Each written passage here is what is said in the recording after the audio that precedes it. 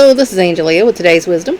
Today's wisdom comes from Saint of the Day, Saint Francis of Assisi, who lived between 1182 and 1226. Francis of Assisi was a poor little man who astounded and inspired the church by taking the gospel literally, not in a narrow fundamentalist series, but by actually following all that Jesus said and did, joyfully, without limit, and without a mote of self-importance.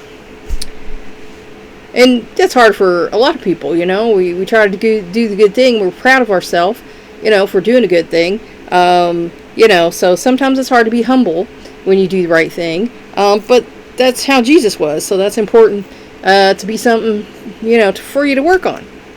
Serious illness brought the young Francis to see the emptiness of his frolicking life as leader of Assisi's youth.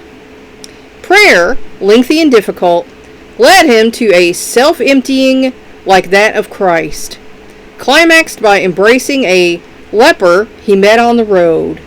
A lot of people do that. They're so hung up on themselves. It's like there's some people I meet and, they are dressed to the nines. They, have full makeup on, jewelry, and there's men, like that too. You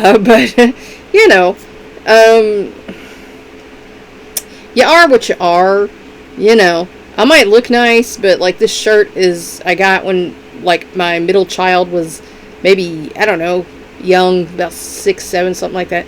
And he's 30 now, so I've had it a while.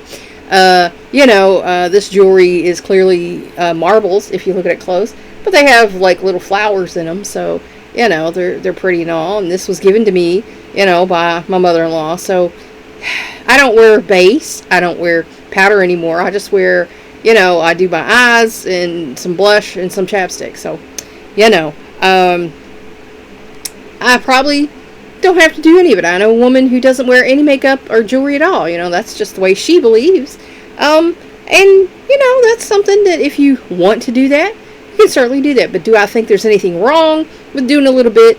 No. But now, if you think you have to look perfect every day and be perfect, then that can become a stumbling block for you.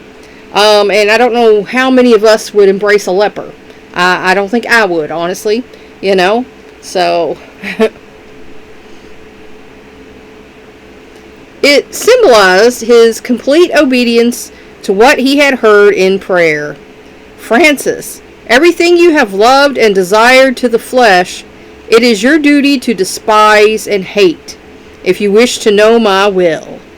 And so, he was living a fleshly life, and Jesus, was telling him, hey, if you want to follow me, you got to cut all this fleshly stuff out.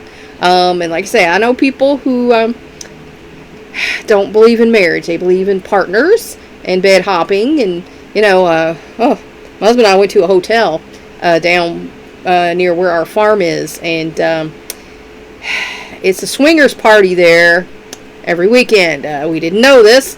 There was talking around us, and then from both bedrooms on either side, there wasn't good enough stuff between the wall. I heard things I didn't ever want to hear. So there are folks who think the fleshly life is the way to go.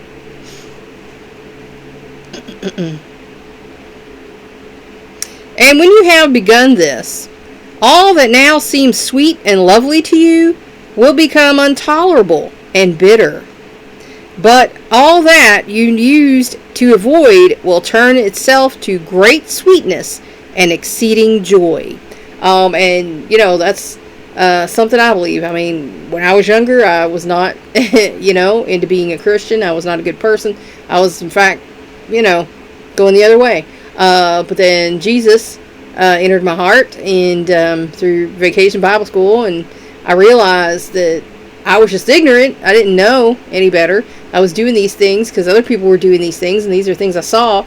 So, I felt like, oh, well, I didn't know this was wrong, but now I do. And then, I felt like a light came into me and emptied out all the dark. And So I was like, I'm for this. This is good. You know? From the cross in the neglected field chapel of San Damiano, gosh, it's so squealed together. Damiano, oh my gosh. Sometimes the type is not good. Stuff gets old and smears. Christ told him, Francis, go out and build up my house, for it is nearly falling down. Francis became the totally poor and humble workman. And, you know, when I was 13, once I got saved, I had thought about becoming a nun, you know. But I felt like, you know, I really wanted to get married someday and have kids and live a happy life like that. So I kind of thought about that as maybe a background thing. And then, you know, once I started dating, it was like, yeah, I'm not going to become a nun. But, you know, Francis did it, so he had more stick-to-itiveness than me. He must have suspected a deeper meaning to build up my house. But he would have been content to be for the rest of his life the poor nothing man, actually putting brick on brick in abandoned chapels. And, you know, I'm sitting here of a day, you know, doing a Bible reading to try and build the Lord's house. That's the goal there, you know. He gave up every material thing he had, pilling even his clothes before his earthly father, who was demanding restitution for Francis' gifts to the poor, so that he would be totally free to say, Our Father in heaven. So, you know, he gave away everything. I think that would be hard for most people. There are people who do it. You know, there's priests and nuns amongst that do it every day. Most of us, we like our creature comforts. We like our, you know, home and our stuff. You know, it makes us happy. Especially if, you know, we didn't have an emotionally happy childhood. We have things that comfort us. And, you know, we learn to comfort ourselves. We learn to go to God for comfort. But I think it would be hard for most of us to just chuck everything and live that way. He was, for a time, considered to be a religious nut, begging from door to door when he could not get money for his work, bringing sadness or disgust to the hearts of his former friends, ridicule from the unthinking. So, you know, at one point he was, you know, this guy living a fleshly life, and evidently his dad had a little money because he was wanting restitution and things. So, you know, he changed a lot.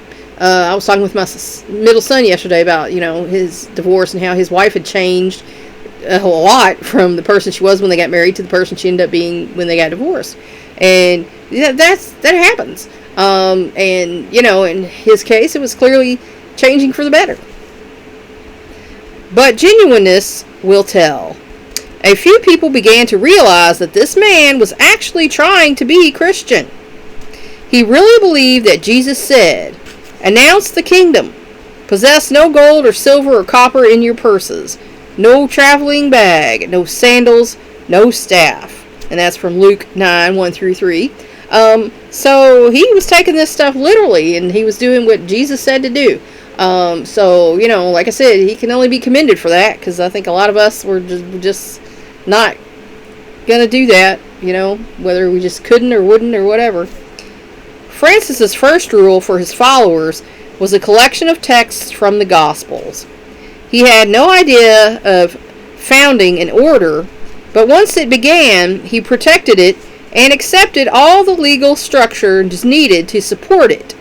His devotion and loyalty to the church were absolute and highly exemplary at a time when various movements of reform tended to break the church's unity. So, you know, he was doing what he thought was the right thing, and the Gaudi has a saying about that. I can't remember all of it, but it's like, at first they laugh at you, then they get angry with you, then they fight you, then you win. So, you know, this is a case of that, where Francis stuck to it, and eventually they saw what he was trying to do, and said, okay.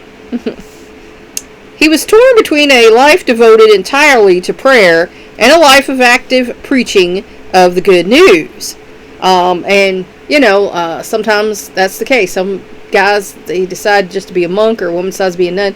They don't want to be a priest. They don't want to go out into the world and preach and things like that. Everybody's different. He decided in favor of the latter, but always returned to solitude when he could. That's also something that a lot of people, who are introverts, they like to do that. Like I said, I'm kind of in the middle.